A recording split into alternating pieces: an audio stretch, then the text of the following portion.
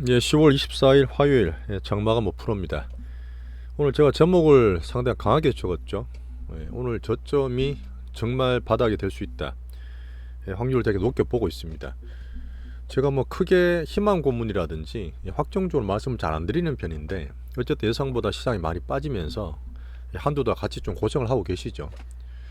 가장 크게 봤을 때 매크로나 시황에 대한 문제, 그다음 우리나라 시장의 특징인 수급이 특히 변동성이 정말 피날레를 치면서 그 정점을 지나가고 있다는 말을 며칠 동안 해드리고 있습니다.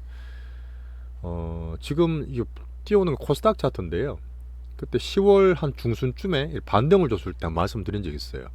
그냥 바로는 못 가고 살짝 빠졌다 가든지 했는데 너무 많이 빠졌죠. 이때 미국이 이제 금리가 한 번 더 튀었고요. 그다음 우리나라에서도 사실은 계속 신용이 틀리고 있었지만 이 미수에 대한 그런 부담감이 있었는데 요 근래 보면 사실은 요때 지난주 금요일이거든요. 이때 아랫꼬리를 달았지 않습니까? 원래 아랫꼬리 다는 거는 상당히 저점에 대한 시그널을 주는 기술적 분석이에요. 올해다 보시면 4월 달에 빠졌을 때도 아랫꼬리 달고 반등을 줬었죠. 이때도 마찬가지고요. 그죠? 이때도 마찬가지입니다. 8월 달에 저희가 지수가 ETF 1, 2, 6, 3, 9, 2, 3, 3, 7, 4, 9 막 살아있을 때가 우리 그때 샀다 팔았다 단타할 때 있었죠. 그때 8월 저점도 이런 흐름과 함께 지수가 반등을 줬었습니다. 근데 원래는 이때 나왔어야 되는데 이때 사실 키움 정권 그 영풍재지 관련 이슈가 터졌던 거예요. 그리고 나서 마지막으로 우리나라 개인 수급의 어떤 변동성을 마지막으로 정점으로 틀면서 오늘 저점까지 불안하게 만들었었죠. 그리고 오늘 장중의 저점을 기준으로 상당히 크게 아랫꼬리랑 양봉을 달고 있습니다. 물론 오늘 외국인들이 크게 막 사는 건 아니에요. 근데 개인적으로 수급이 많이 틀리면서 바닥 시그널이 나온 것 같고 코스닥에 대한 거는 외국인들이 꾸준히 사면서 오늘 2차전지나 포스코도 잠깐 말씀드릴 텐데 의미가 상당히 있다고 좀 보고 있습니다. 어제 뉴스를 보셨으면 아시겠지만 그 채권의 금리가 10년물 금리가 5% 넘었었어요. 넘었다가 미국도 빠졌었는데 어제 비레커먼이라는 되게 유명한 채권 투자자시죠. 이분이 이제 보통 베이비 워렌 버핏이라는 말씀을 많이 들어요. 근데 이제 저도 이제 트윗하고 있는데 이분이 트위터에다가 요 근래 보면 상당히 크게 숏이 그러니까 채권에 대한 숏은 금리를 상승한다 베팅을 했던 거거든요. 그걸 청산을 하면서 이제는 하지 않겠다. 그렇게 멘트를 날리면서 미국 금리가 많이 빠졌습니다. 제가 볼 때는 어제 이 이슈가 상당히 미국 금리의 어쨌든 수급 이슈다. 뭐 여러 가지 얘기가 있지만 좀 의미를 상당히 크게 찾고 있어요.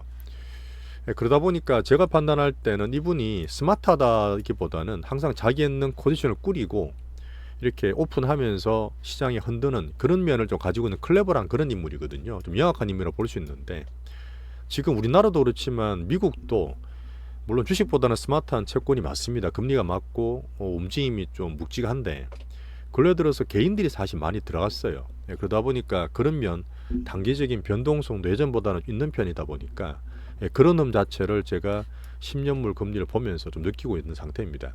분명히 한번 올랐다가 5% 돌파했다가 좀 안 좋을 때 또 손절 친 사람이 있었겠죠. 그런 상태에서 이벤트 나고 떨어진 상태고 우리도 사실은 아침에 또 정말 안 좋게 봤을 겁니다. 근데 그렇게 또 개인들을 체념시키고 또 손절이나 안 좋은 물량을 털고 난 다음에 장중에 또 땡기는 거예요.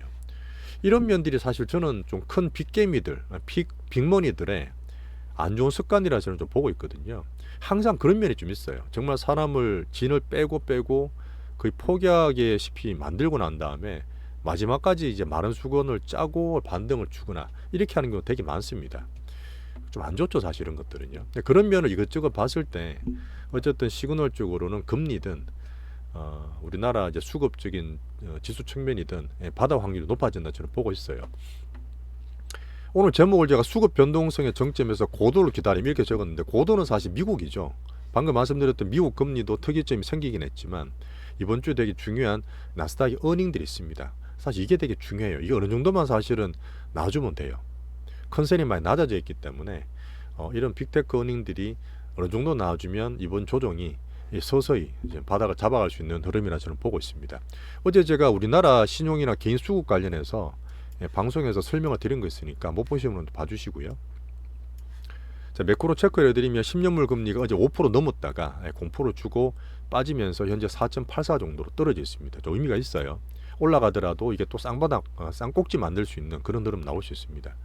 자, 환율이 사실 좀 많이 좋았죠. 어쨌든 우리가 버티고 있었던 부분은 달러 인덱스가 그러더라도 105, 106에서 많이 못 올랐고, 우리나라 기준으로는 원달러 환율도 1337원 많이 빠졌습니다. 어제도 많이 빠져서 기준을 잡으는데 도움을 많이 주고 있어요. 가자 지구 같은 이스라엘 이슈도 WTI 기준으로 85불대로 아직은 안정되고 있습니다. 방금 말씀드렸던 매크로가 피크다, 뭐 달러다, 금리다, 방금 말씀드렸던 우리나라 지수의 수급이다, 이런 기대 중에서 항상 특이점을 주고 변화를 줄 때는 마지막까지 마른 수건을 좀 짭니다. 보시면 올해 1월 초에도 우리나라 장이 초에 한번 더 빠졌다가 반등을 주죠. 개인들의 심리를 이용하는 거예요. 그런 못된 습관이 있으니까 그런 것도 좀 보시면 좋겠고요.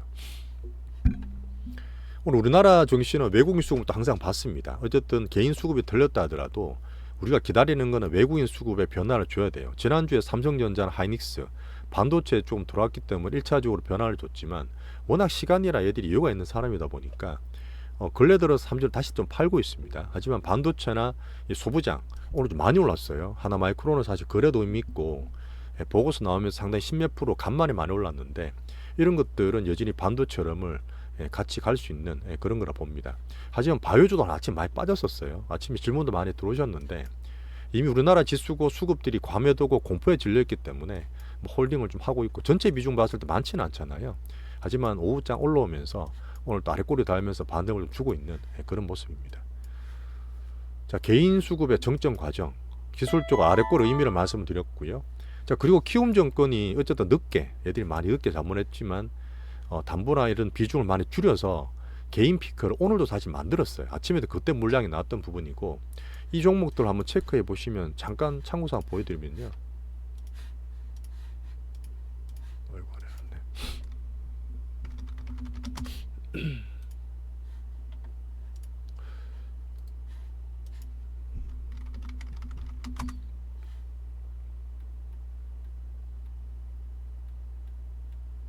시간이 많이 가면 안 되는데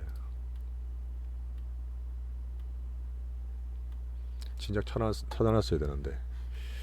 자, 지금 요 종목들이거든요. 얘들이 사실 아침에도 그랬고 며칠 동안 키움증권이 개인들이 되게 많이 쓰다 보니까 이런 종목들이 전부 다 매도가 나왔었어요. 왜냐하면 이제 안 빠지면 괜찮은데 담보 비중을 줄여버리니까 주가 빠지게 되면 또 반대매가 추가로 나오는 거거든요. 거기 에코프로도 들어가 있죠. 포스코도 있고 레인보우도 있고 포스코 홀딩스도 있습니다. 한미반도체도 있고요.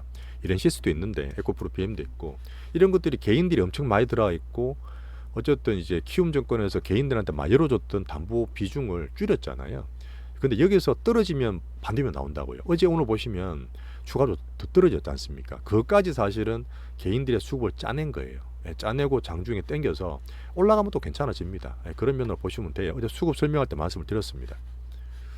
한번 참고로 보여드리고, 자, 제가 볼 때는 사실 그래요. 큰 흐름상, 빅피처상 뭐 금리도 좋다, FOMC도 보고 있는데, 국제 정치적으로 11월 중순에 미국과 중국의 정상회담을 기대하고 거의 될 것 같아요. 자, 중국의 왕위가 이때 이제 방미를 하게 돼 있습니다. 이제 그러면 그게 만들어진다는 얘기고, 예전도 말씀드렸지만 2019년이었죠. 트럼프가 시진핑 만났을 때가 2019년 10월이었어요.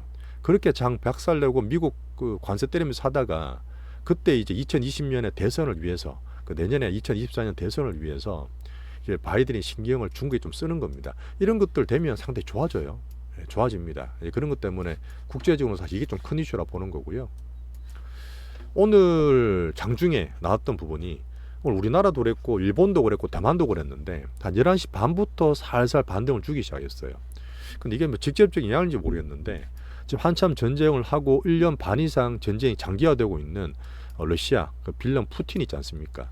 그 심정지가 왔다는데 어제 사실 뉴스 나왔었거든요. 그 저는 안 믿었는데 오늘 확인이 돼서 진짜로 심정지가 왔었대요. 그 푸틴이 건강이 상당히 안 좋게 되면 전장이 어떻게 될 수도 있죠. 우리가 바랬던 파랑새가 올 수도 있는 그런 상태고, 이스라엘이나 이제 가자지구 쪽이 또 전쟁을 동시에 세계에서 두 군데 못하기 때문에 일단 이쪽이 조금 정리될 수 있다. 뭐 그래서 아까 뭐 삼부토론과 재건주도 올라가고 막 그랬었는데 이런 면도 있었습니다. 자, 비트코인이 근래 보시면 많이 올랐죠. 정통적인 자산인 금이랑 디지털 골드라는 비트코인을 반등을 주고 있는데 이슈가 있었습니다. 근데 이런 것들은 큰 흐름상 머니가 일정적으로 움직이는 거기 때문에 뭐 보유기업 같은 경우는 단기로 수혜를 볼 수 있겠지만 이슈를 말씀 좀 드리고요. 자, 기준은 여전히 반도체인데 우리나라 수출이나 무역이나 우리나라 행정부도 엄청 열심히 보고 있죠. 어제 말씀드렸던 무역도 20일까지 10월 무역도 작년 동기 대비해서 올랐습니다. 9월달 안 좋았거든요. 그런 것들이 반도체 가격이나 낸드 가격이나 수출 지표에서 조금씩 긍정적으로 보여주고 있는 거예요. 하지만 미국 기준으로 계속 이걸 보고 있고 환율은 떨어졌으니 좋고 어제 나왔던 재료는 엔비디아에서 얼마 전에 상장했죠. ARM 기술로 원래는 얘들이 모바일 폰만 하는 데거든요. PC로도 진출하겠다. 계속 지금 AI 관련 반도체 수요는 계속 늡니다. 쓸 게 많다는 거죠. 성장을 만들어야 되니까. 자, 우리나라 보는 삼전 한익은 얘들이 사다가 뭐 왔다 갔다 하는데 오늘 한익을 좀 샀어요. 하이닉스를. 외국인 수급 교차하면서 반도체 전체로 괜찮게 보는 거고. 자, 하나마이크로는 말씀드린 우리 좀 가지고 있는 종목이죠. 오늘 상당히 많이 올랐습니다. 근데 지수가 지금 또 V자 반등 바로 된다는 건 아니에요. 왔다 갔다 할 수는 있기 때문에 오늘 막판에 더 땡기고 있는데 단기로 또 이렇게 팔았다가 떨어지면 사고 뭐 그렇게 할 수도 있습니다. 하지만 지금 쌍바닥 만들었죠.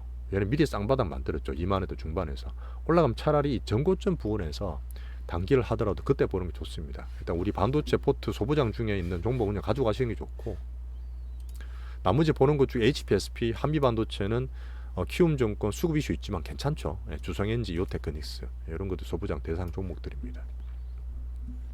자, 2차전지가 진짜 말도 많고 탈도 많고 엄청 많이 떨어져서 지금 마음고생 많이 심하실 텐데, 에코프로도 키움증권 있었어요. 하지만 워낙 많이 빠졌고 키움증권 외에 다른 증권사는 4월부터 시중 못 들어왔었습니다. 그러다 보니까 오늘 오히려 저점 매수 들어오고, 제가 봤을 때는 포스코 실적 발표했는 날인데 2차전지 대표 코어주들이잖아요. 에코프로와 포스코들인데 얘들의 오늘 공매도에 쇼커본이 좀 들어왔습니다.